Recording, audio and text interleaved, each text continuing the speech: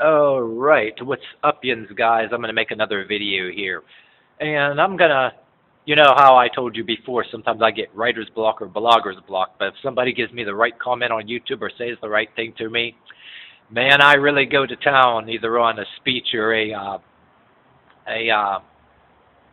typing on a blog. And then when you type on the blog, like I said, cut and paste that shit if you got blogger's block and you're planning to write a book or an essay or something for a blog, because that's when all the shit damn comes. And I had a comment, and I recognized the guy's YouTube channel. He's kind of a nice guy, and I didn't recognize his new name, but I know his name used to be. But I ain't going to say nothing particular about anybody, because I had people on YouTube channels here that they're still subscribed to me, and I don't think they mean anything by it when they say something. I particularly think they just didn't watch the video, and I try to type stuff that I think in the video, but I got to make sure I leave my disclaimer in there too, that, or if I don't say something right up front in a video, or if I do that, say it up front in a video, or they don't watch the video, then if I forget to actually put the disclaimer that I do not have any animosity or hatred against anybody who needs marijuana or certain drugs because they are terminally sick or chronically sick. Hell no, of course not. But I've had assholes in the world and online know damn well that I'm not like that, and they do that shit on purpose. But yeah, there's a couple other things I wanted to mention too. But yeah, I want to talk. This made me. I want to talk about some other things that I talk about in the blog, like, okay, when you have friends, I mean, not all your friends are like it, but you have friends that, yeah, they are chronically sick. They were in accidents, and yes, they need marijuana, they need drugs, and you know that. They have shit. They're never going to be the same. They're in pain. And as it is, they take pain pills, but they're never totally out of pain. It just, they're limited to be able to do stuff, and you feel bad for them. But then there's these friends, okay, who, I wanted to talk about the people who expand the definition of chronic sicknesses for their convenience too. There's assholes that do that, but I was going to make that in a separate video, but people do that shit.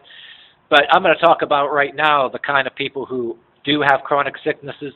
There are ones out there, they're not all like that, but you got these ungrateful ones. Maybe you'd been friends with, you were cool with them for a while, they get in their moods, and they supposedly accept you for the way you are. You don't drink as much as them, you don't really do any drugs, and you even got friends that smoke a joint now and then, and you don't give a shit, and they don't attack you for who you are, that's fine. But then you'll get this occasional one that's ungrateful as all hell, and they'll look at everything you either do on YouTube or stuff that you do on YouTube that you do out in the world that you advocate, and all your overconfident attitude. They act nice for a while, but then they start saying things like you're too high and mighty, and even though you respect them needing a drug, they accuse you of not, really giving a shit, and like, trying to guilt you out of stuff that you do. Like, you could be a girl watching, a guy watching, that might be a girl watching that has a guy you hang with that's like this, or a girl watching that you know another girl that hangs with you that's like this, or a guy with either another guy or a girl that hangs with and behaves like this. They'll start acting passive aggressive and all that, but they'll start gradually dropping hints or passive aggressive, saying passive aggressive shit like you're supposed to read between the lines, that, or even eventually outright say it, like that you're too high and mighty, or sometimes you'll be walking down the street and you're not there yet, and they act like they don't see you coming down the street yet before you walk up to say hi to them, and they'll be talking about use your name, talk about you like you're not there in the room, not in the room, or not even down the block, or they won't use your name and they'll have a vivid description of you down to the wire and be saying ignorant shit. Like, it's a type of reverse bigotry that you try to accuse, and they get all arrogant about it like they can't prove it. And then when you call them on it, they get all pissed off. It's like, not all of them are like that, but it's a poor me thing. A lot of, in my experience, a lot of the female friends did that, but there's guys that do that too. I've seen it.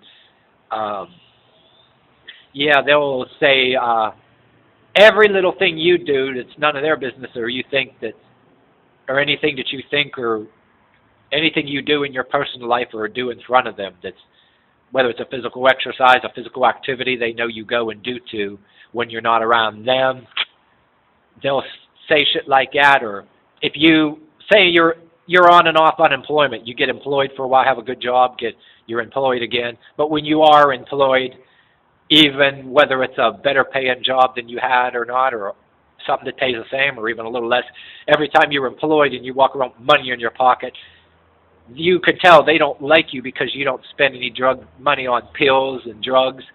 Like there's people you work next to that are like this, and they'll be passive aggressive like this, that you're some kind of selfish Mr. or Miss High and Mighty piece of shit, even though some of them are nice to your face. You're a high and mighty piece of shit, like some kind of or selfish bitch or selfish prick or selfish motherfucker. Everything, they'll pull all the stops, and if it's a woman, they'll talk about, like, especially if they are the ones that are already have chronic illnesses.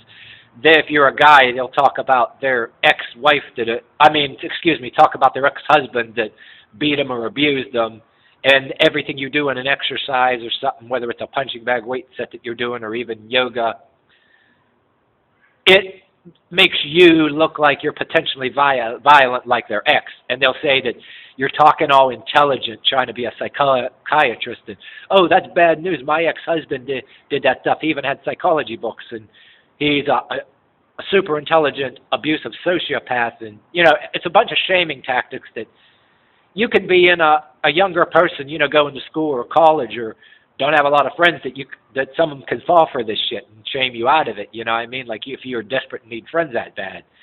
And it's like, what I'm saying is there is a type of thing that you got to stand up for your rights, and don't let people try to bullshit you like that. And if you have to, stay the fuck away from those people by all means. I mean, if you got friends or family members that, they have chronic illnesses, and we know you and me might get old someday. We might have problems, cancers, different kind of things. Yes, maybe we might get all hied up right before we die or something, and put some tunes on and get all hied up. Like I made comments to the fact, like something I used to be on my YouTube site before YouTube took down. One classical example, if you're like me and go into other musics besides gangster rap and besides heavy metal, like I don't know if you know any black artists or different people like that, but there's a couple artists, like a classical artist, and there's some rock and roll artists like that too. They were dying of a sickness and they needed drugs. And the classical musician Jacqueline Dupree, I seen her interviews on the DVD, where you can tell in her interviews she was hied up from that. That poor woman had MS. I mean, give her any drug she wants and then have them play music. Let them play some kind of music while they're listening to some music, and give them something when they're about to die. That's about it. And it's heartbreaking that, say, even if you had a friend or relative that played the guitar or played the cello or played the piano, right, and then all of a sudden they need drugs, and it is necessary, and even though it masks the pain that they can't play the piano anymore, they can't do something athletic anymore, yes, it's heartbreaking. And anybody who indicates that to me without fucking watching my videos or reading or fucking asking me, whether it's in the world or in YouTube, fuck you. That's just it. I know damn well what you're doing. They play the same shit like in the feminist blogs. There's the counter-feminist thing, the feminazis, and people that condone the positive feminism versus the other feminism that's very destructive. And you get positive groups, to accuse each other of being racist when they're not, and then there's real racism going on, There's the anti-black racism, and then there's the cults out there that I've seen on a YouTube channel, the black guy that says that blacks were the original Jews and all that stuff, and don't like white people, an anti-white group. There's those nobody talks about. Anything from gang-style groups that, for example, they're Latino that kill black people, and so many people like that about people among your own race and your own color will kill you because you don't like something that they say. I mean, the world is fucked up.